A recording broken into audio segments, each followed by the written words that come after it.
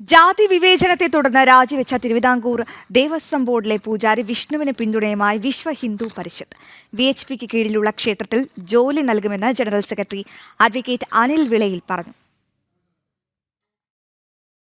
തിരുവിതാംകൂർ ദേവസ്വം ബോർഡിന്റെ കീഴിലുള്ള പറവൂർ ഗ്രൂപ്പിലെ വാതുറക്കാവ് ഭഗവതി ക്ഷേത്രത്തിലെ പൂജാരിയായിരുന്ന PR വിഷ്ണുവിനെ ജാതി വിവേചനത്തിന്റെ അടിസ്ഥാനത്തിൽ പീഡിപ്പിച്ചതിന്റെ ഭാഗമായി അതേപോലെ തന്നെ ദേവസ്വം ബോർഡിലെ പ്രബലമായിട്ടുള്ള ഇടത് യൂണിയനും ഇക്കാര്യത്തിലും മുൻപന്തിയിൽ നിന്നു.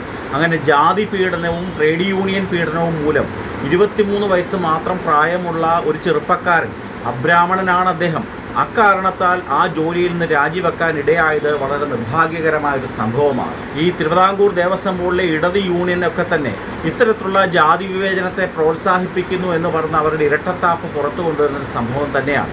തീർച്ചയായിട്ടും ആ ഒരു ചെറുപ്പക്കാരന് വിശ്വ ഹിന്ദു പരിഷത്തിൻ്റെ ഏത് ക്ഷേത്രത്തിൽ വേണമെങ്കിലും ജോലി കൊടുക്കാൻ തയ്യാറാണ്. ആ വിവരം അദ്ദേഹത്തിനെ അറിയിച്ചിട്ടുണ്ട്.